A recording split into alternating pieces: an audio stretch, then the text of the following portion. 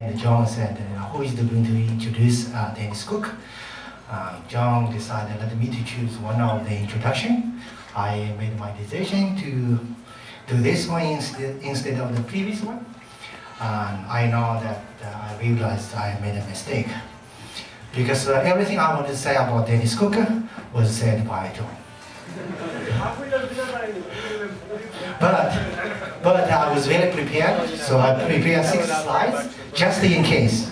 Now it saves my time, it saves my life. Okay?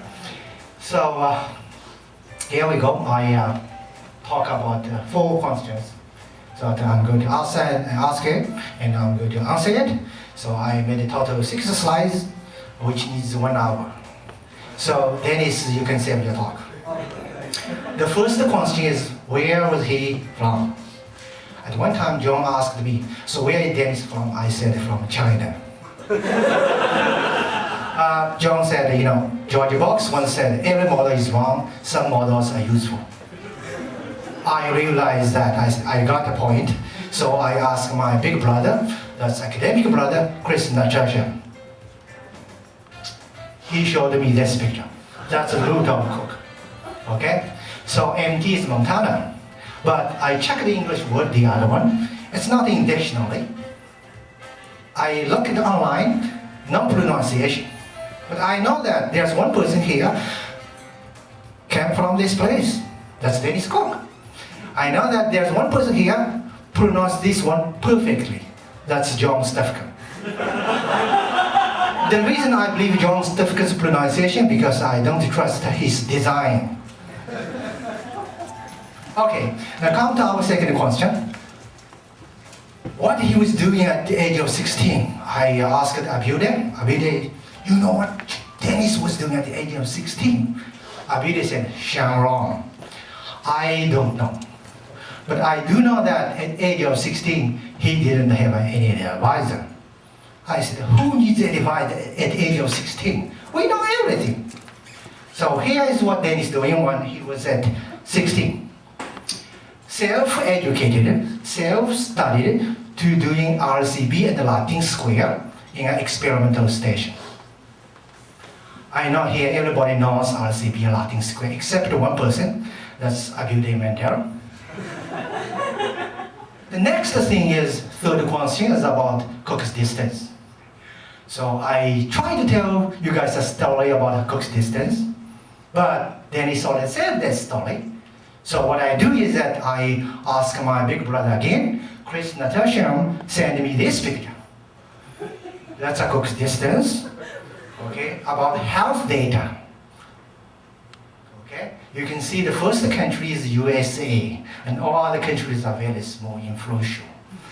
We know in Washington right now there's a big debate about healthcare, right? So next time we're going to change this plot. Oops, that's too fast.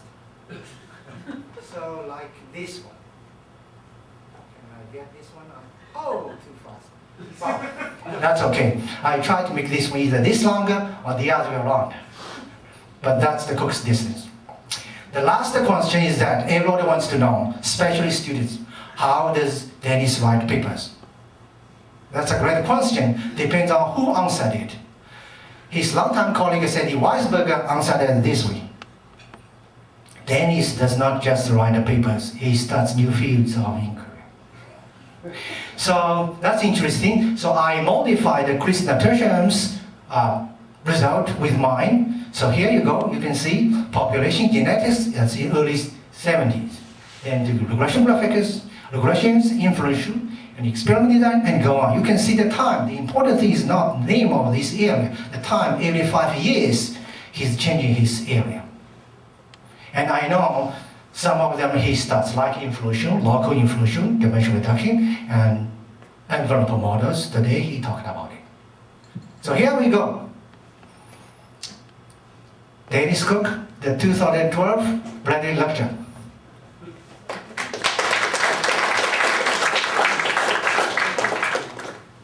Thanks, Ron. That was great. I'm going to try and shrink it. Get rid of that.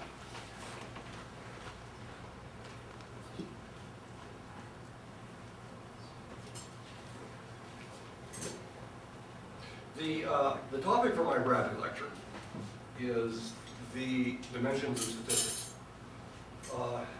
Statistics is really a rich field. It has lots of different faces depending on whether or not you're a hardcore academic statistician or a politician or just a common person viewing statistics. And so I'm going to be talking today about the dimensions of statistics. Now, I imagine that if I were a linguist or a political scientist or a chemist or a physicist, I'd be saying those things about my own area. But I'm not. I'm none of those things. I'm a statistician, so I'm going to be telling you about the dimensions of statistics. The first thing we're going to think about is the hardcore academic dimension. I know there are people in this room that think one of the biggest problems in statistics is that there are too many dimensions, and that we have to reduce dimensions. And so they spend their whole lives thinking about how they can narrow the number of dimensions. They have nice uniform things. They don't want things to be too complicated. So the first issue that we encounter is this thing doesn't work again.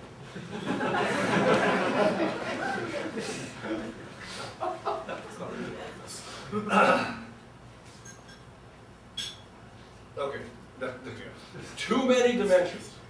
And you can see all the culprits up there. And we get dimension reduction, and then we have these wonderful titles like an informational measure of association and dimension reduction for multiple sets and groups with application in morphometric analysis. I once asked Zangron what that meant. He looked at me and shrugged. All right, so we're going to leave that, and to get to a serious note, instead of talking about dimension reduction, what I'm going to try and convince you about tonight is that dimension reduction is the wrong way to go in statistics. That what we should be doing instead is proliferating dimensions. Dimension reduction is a very narrow point of view, and we have to think more broadly in statistics. So we have to proliferate our dimensions. And the first dimension we're going to talk about is the dimension of dimensions. Okay? This is a serious one. This is dimension of dimensions. And the first paper is a paper by D.J. Finney, former president of the RSS, and did postgraduate work under Fisher. And he wrote a paper titled, how many graduate students are in the room? Can you read the title? Dimensions of Statistics. Well, what was Finney's point? Finney's point is in our graduate studies, we don't pay enough attention to the dimensions of statistics, and we should do so. He was making the point in various contexts, and one of the contexts he reminded us of is if we're looking at correlation, our visual impression of correlation of the plot on the left is exactly the same as the plot on the right. Excuse me, after we've erased the axes, and we don't know the dimension. Another aspect of the dimension of dimensions is dimensional analysis.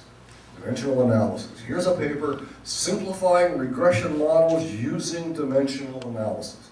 This is an attempt to connect statistical dimensions to engineering dimensions, where the engineers focus on using Buckingham's pi theorem. Buckingham's pi theorem says, essentially, a regression with 24 variables that are all related to base dimensions of temperature, time, length, mass, electric current, can be reduced to 15 variables. That's an engineer's take on dimension reduction using just the dimension of dimensions. And I finished the paper recently with Chris Noxheim, where we did optimal design for dimensional analysis. So now we're going to go to another dimension. Remember I said I'm going to proliferate dimensions. So now we're going to go to the cultural dimension of statistics. You've all heard, I suppose, sayings about statistics, about little quips in the culture, people commenting on statistics. One of my favorite little sayings is from a short story by O. Henry called The Psyche and the Skyscraper. O. Henry, one of O. Henry's characters was a fellow named Dabster who knew everything, and everything he knew he could back up with statistics. So there was no subject that you could bring up that Dabster wasn't an expert on. And perhaps you know some people in your department that are like Dabster. Anyway, O. Henry wrote of Dabster, his weight of learning was no handicap, this weight of learning was no handicap to Dabster. His statistics were the sprigs of parsley with which he garnished the feast of small talk. But my favorite quip about statistics is there are three kinds of lies: lies, damned lies, and statistics. In fact, that has become part of our culture. It's been around for at least 125 years, and there are lots of cultural manifestations of lies, damned lies, and statistics. The one on the lower right is one of Len Stefanski's residual plots. I don't think Len was seriously attributing this quote to Ronald Reagan, although knowing Len, one never knows for sure. But nevertheless, there is a serious literary question about who first said this. Who first said there are lies, damn lies, and statistics? Does anyone know the answer? It's not Mark Twain. It's not Mark Twain. Well, let's see. Queen's Library in New York publishes online the list of the 100 most frequently asked questions of the library. And the last time I checked, who said there are lies, damned lies, and statistics was number 73 on their list. And it falls right between what is a palindrome and how many words are there in the English language. And I think this rather supports, excuse me, the previous connection between partially and statistics. So, did Mark Twain say this? Well, Mark Twain certainly wrote it. Mark Twain, in this quote, there's a picture of Mark Twain, and the quote in which he said it is down below. Mark Twain was writing his autobiography in 1904, and he was trying to develop some kind of feeling for his productivity when he was younger and when he was older. And Twain said, look, when I was younger, I could sit down and I could write forever. I could write for a day and a half. I'm older now and I can't do that. So I write for half a day and then I take a break, and I write for another half a day and take a break. When I'm younger, I'd write in these long sessions and then I'd have to go out and party. And he was trying to figure out when he was more productive. And he eventually decided he couldn't. He threw up his hands and said, no, I can't do that. And then figures often beguile me, particularly when I have arranged them myself, in which case the remark attributed to Disraeli would often apply with justice and force. There are three kinds of lies: lies, damned lies, and statistics. So we know Twain wrote it, but he didn't even attribute it to Disraeli. He said, attributed to Disraeli. It's like he asked his friend, who said this, George? And George said, I don't know, I've heard Disraeli said it. So could Disraeli have said this? Well, who was this? 81, a British Prime Minister, and ability to turn a phrase and his quick wit. One did not want to spar with Disraeli. So, Disraeli say this? If you go on the web and look, you'll find a number of people speaking authoritatively about Disraeli saying this. At Queen's University in Canada, there's a project called the Disraeli Project. Queen's University, if you recall, is the same place that Ralph Bradley got his undergraduate degree. So at Queen's University in Canada, there is a Disraeli Project. And the project is charged with housing, storing, and caring for Disraeli works and studying them. So I once wrote to them, and I said, what do you know about whether or not Disraeli said this? And they wrote back and said, Disraeli never would have said damned in public. And therefore, the current wisdom among Disraeli scholars was, he is not the originator of this. So we can rule out Disraeli. Then we come up with lots of different people. Some people have thought that there are various names.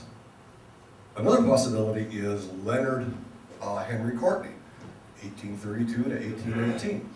And in 1895, Courtney was attending in New York a conference of Friends of Advocates of Proportional Representation. In the United States, proportional representation was a really, really, really big deal around that time. There were lots of debates about proportional representation. And Courtney came over from England to speak in favor of proportional representation. Now, throughout this conference, people were throwing facts and figures and just all kinds of statistics around. And Courtney kind of got tired of that, and here's what he said.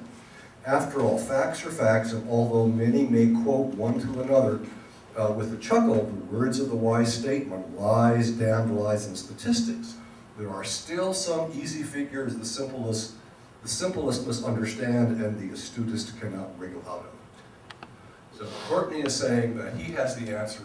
All of these statistics you can ignore. There are some simple facts and simple figures that will help us out. So Courtney definitely said something like this, and there are a variety of other people. But I think the best answer to who said this is anonymous. Otherwise, if we attribute it to anybody, I think we're almost sure to obey Stigler's law of economy. How many people know Stigler's law of economy? You know, Stigler's law of economy says the originator of something is never the person who is credited with it. So it may not be the cook's distance. That's actually true. I would have to show that someone else did it to obey Stigler's law. I'm not obeying Stigler's law here, so we're gonna play it safe and be anonymous. Okay, so where do we go from here in our tour of? Here we go to something that's called the scornful dimension. Now, if you take the cultural dimension, I forgot to get a. If you take the cultural dimension and boost it on steroids, you get the scornful dimension. And for the scornful dimension, we're going to turn to the words of another writer, a guy named Hilaire Belloc. And in 1940, he wrote an anthology titled The Silence of the Sea. And in there, he has an essay on statistics entitled appropriately, On Statistics. And in the essay, in case you didn't understand what lies, damn lies, and statistics means, in the essay he explains it. And I want to read you some of the essay because he seems to have so much fun scorning statistics. So here's part of the essay by Hilaire Belloc on statistics. It has long been recognized by public men of all kinds that statistics come under the head of lying, and that no lie is so false or inconclusive as that which is based on statistics. Before the curse of statistics fell upon mankind, we lived a happy, innocent life full of merriment and go, and informed by fairly good judgment. We knew when the weather was cold and when it was dry. We knew what the public opinion was. And we knew what was good for us and what was bad for us and all the rest. That state of affairs lasted for centuries. It was too good to last. The statistician was let loose. Until the coming of this enemy to the human mind, we rejoiced in the spring weather and we said, what a delightful day. We did not know that the rainfall was 0.00215 above the average.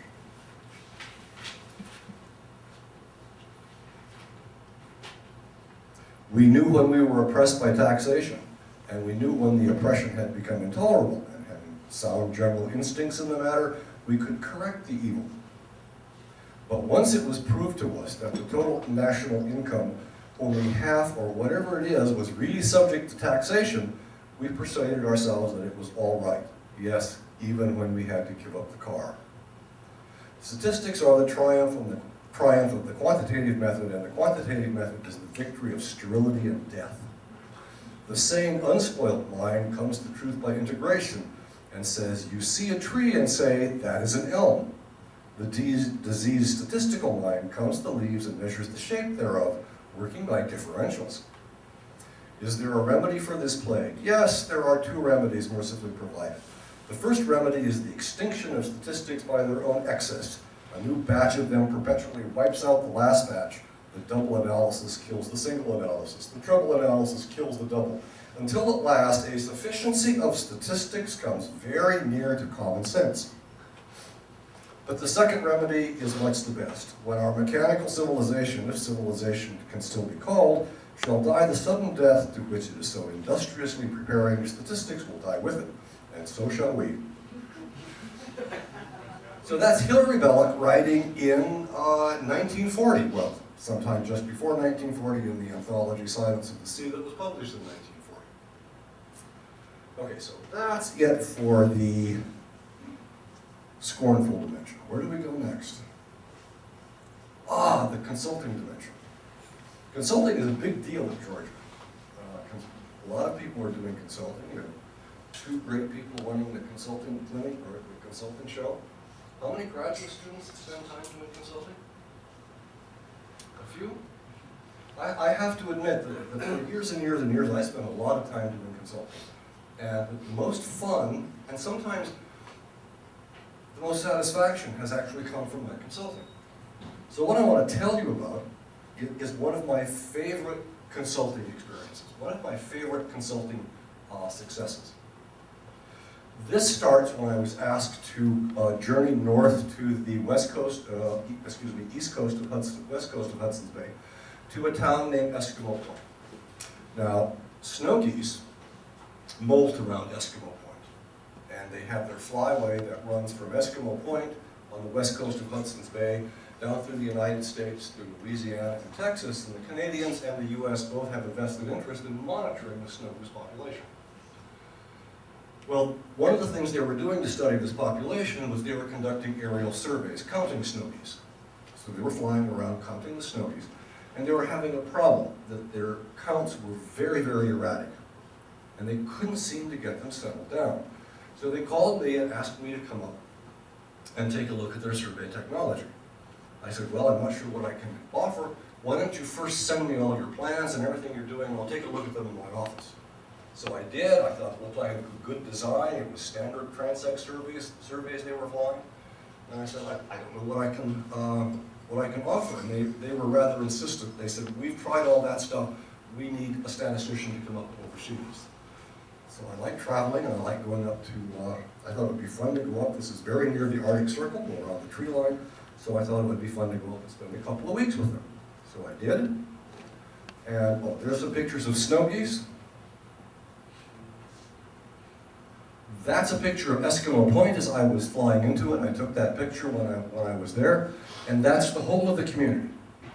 It's an Eskimo community. And we were living, you see the big Quonset hut? Right there, that's where we were staying. The survey teams had rented that from the Hudson's Bay Company.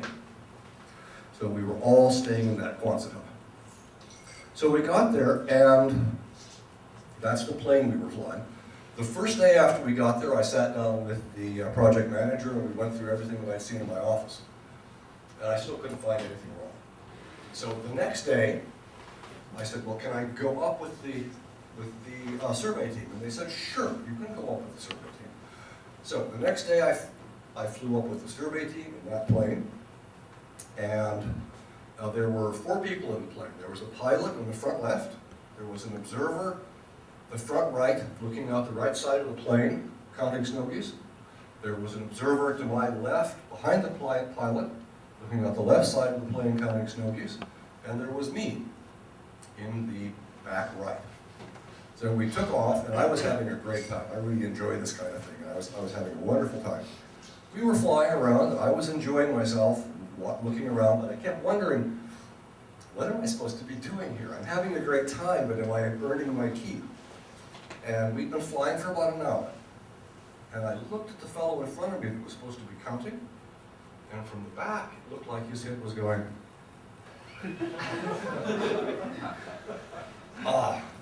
I noticed that, and I thought, boy, should I shake him? I looked over to my left, and this guy's head wasn't moving. He was. The next thing that I did was check out the pilot. His head was stationary. So that was no problem. Pardon? So that was no problem. But at that point, I knew what my job was. So when we finished the day, I got back and I talked to the project manager, and I said, I have 2 recommendations that will solve your problem. The first recommendation is enforce a curfew at 11 o'clock. Now, we were up near the Arctic Circle, and it never got dark at night. And everyone, it seemed like they stayed up forever. There weren't separate rooms in this. Everyone was just sleeping in one great big area. And if you didn't enforce a curfew, there was no way anyone was going to get any serious sleep. So enforce a curfew, then when you're flying, fly for an hour, land for 15 minutes. There were no trees up here. You could land pretty much wherever you wanted to. People get out, have a cup of coffee, do whatever they want to wake themselves up, and then fly again. After that, the count settled down. There was no more this erratic, there are the birds, no birds, yes birds, no birds. So that was one of my great experiences and one of my great successes. Now you might ask, well, what in the world does that have to do with statistics? Well, remember, in experimental design, R.A. Fisher taught us that there are three principles of experimental design: randomization, replication, and local control. And I figured this was an instance of local control. So that was really great fun. And there's a picture on break. Okay. Oh, and then after that, I still had 10 days with nothing to do because I'd sort of solved their problem. And so I had a good time being with the Eskimos. But anyway, I convinced them to do a pilot experiment and to look at some flocks, have the observer estimate the flock size, which is what they had been doing, and then take photographs as well, and to plot the photograph count versus the observer count, and see how well the observers were doing. It turns out there are two lines on that plot. One is the 45-degree line, and one is the regression line. It turns out the observers were doing pretty well. On the average, they were close, but as the flock size grew, their variation just killed them. And so that's one of the plots that convinced them to abandon observer counts and to go with photo counts.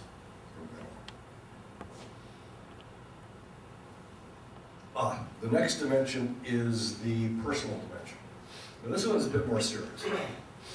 This one comes from Stephen Jay Gould, who was an evolutionary biologist. In 1982, he was diagnosed with abdominal mesothelioma. And he wrote about his experiences in an article titled, "The Median Isn't the Message." How many people have heard this article, read this article? Nobody? This is really a great article to give introductory stat classes. Poets for Statistics, this is a terrific article to get people thinking about statistics. And his article is in a sense an answer to Belloch's tirade against statistics. So here is what he was faced with, what Gould was faced with. This is the opening of his article, "The Median Isn't the Message." "My life has recently intersected in a most personal way two of Mark Twain's famous quips. One I shall defer to the end of the essay, the other, sometimes attributed to Disraeli, identifies three species of mendacity, each worse than the one before: lies, damn lies, and statistics." So now we're back to where we started: lies, damn lies, and statistics. Gould goes on to say, later in "The Median Isn't the Message," "This is a personal story of statistics, properly interpreted as profoundly nutrient and life-giving. It declares holy war on the downgrading of intellect by telling a small story about the utility of dry academic knowledge about science. Heart and head are focal points of one body, one personality." What Gould is arguing for in this particular article, is that statistics need not be dry and objective, that sometimes they can become very personal. And properly interpreted, when they become very personal, there can be a synergy that exists between the mind and the heart. The mind, which can rationally analyze possibilities, and the heart, which can celebrate them. And this is an article about Gould's analysis and celebration. And how did that come about? Well, Gould's doctors told him, after he was diagnosed with this disease, that he should essentially go home and put his affairs in order, because the median time until death after diagnosis with this disease was 8 months. The doctors didn't say the median time till death. The doctors said, "You've got about 8 months, go home and put your affairs in order." This was devastating to Gould. He went back and he started studying the literature. He was a scientist.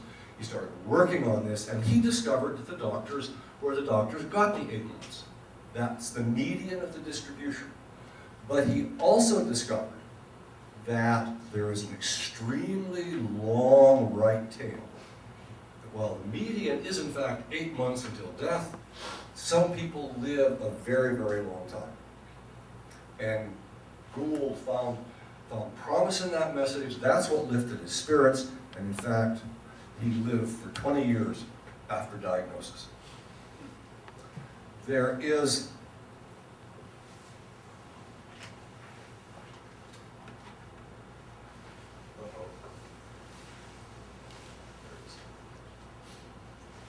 We can all run into this kind of thing in our personal lives. It doesn't have to be in Google's context. Someone in my family, a couple of years ago, was diagnosed with a serious disease. Not nearly as serious as Gould's, not life-threatening, but worrisome nevertheless. The doctor said that, well, for this kind of disease, there is good medication.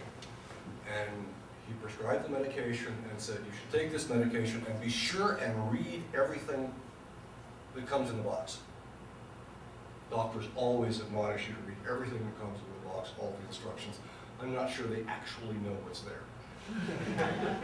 So we got the medication, and when it was opened,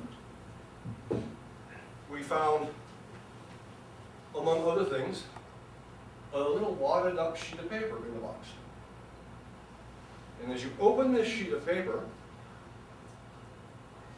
it opens and opens and opens, and then it keeps opening some more, and opens some more, and opens some more, and opens some more, and opens some more. And you will notice one side of this sheet of paper is absolutely full of statistics. I had to have a magnifying glass to read it. There are analysis of variance tables, there are p-values, there are t-tests, there are descriptions of clinical trials, there are descriptions of regressions, there are descriptions of power. This is full of statistics.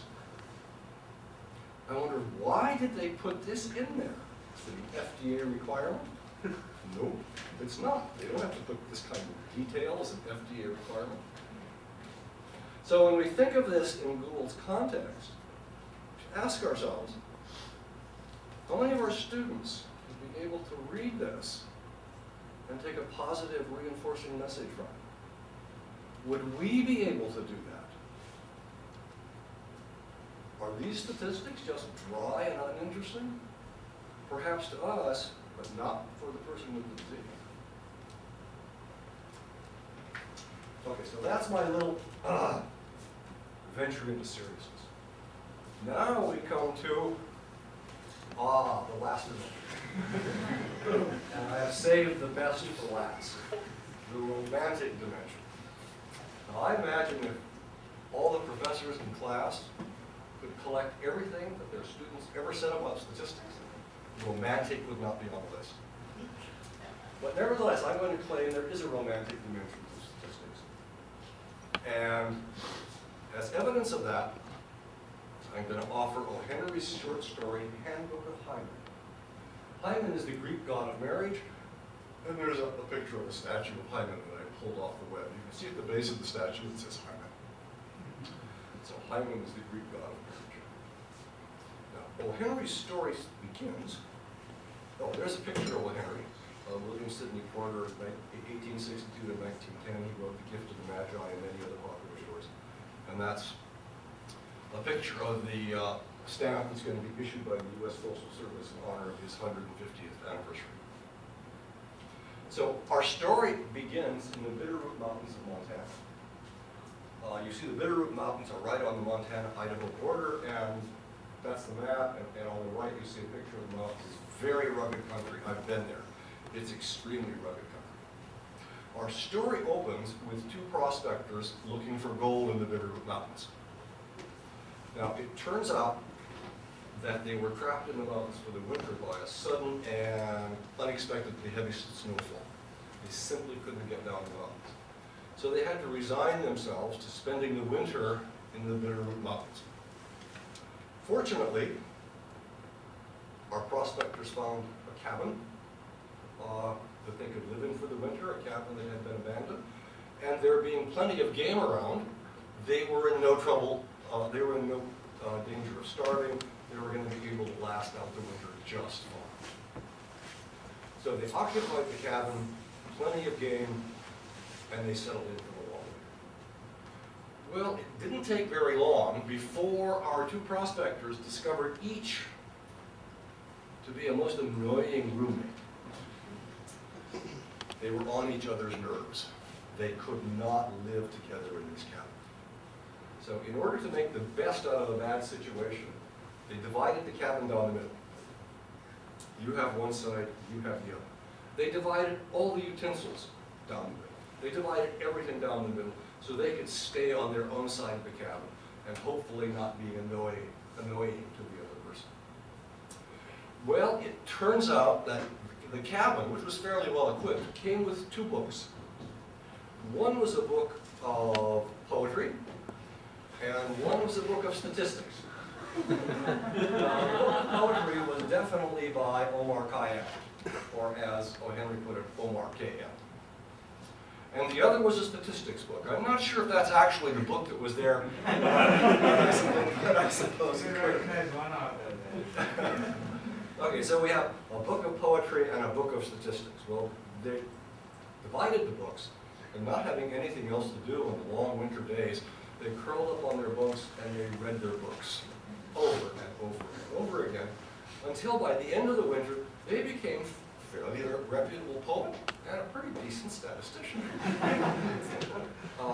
Well, spring came.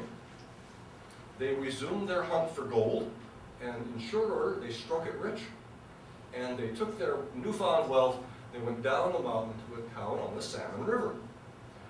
On the Salmon River, they were now both very wealthy men, and they found themselves competing, for the hand of the most eligible woman in town, and, as O. Henry put it, living in the only yellow 2-story house around. So there's a picture of a maiden in a yellow 2-story house, and they found themselves competing for her hand in marriage. Now, quite naturally, the poet tried to win her by quoting poetry. And the statistician tried to win her hand by citing statistics. After one really intense period of statistical courtship, so we have one really intense period of statistical courtship, the woman was overheard to say, "Oh, Mr. Pratt, I think statistics are as lovely as they can be." Now, I claim that this supports my thesis that there is a romantic side to statistics, because in the end, the statistician went out, they were married, they lived happily ever after in her yellow 2-story house, and there we have the romantic side of statistics. That's the last dimension. Thank you.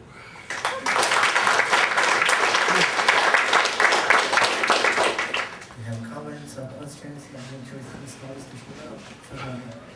After Dennis' first talk, I told John, and Dennis said, every time I listen to Dennis' technical talk, I feel I should quit research, because difficult problem he explained nicely, simply.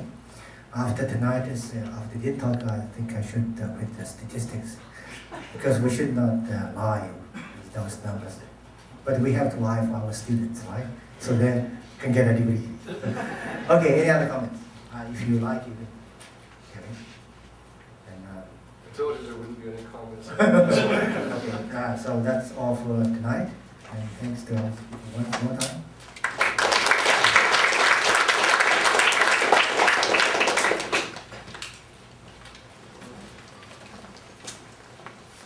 I should say, tomorrow we have a picnic at the Memorial Park from 11 to 3 o'clock.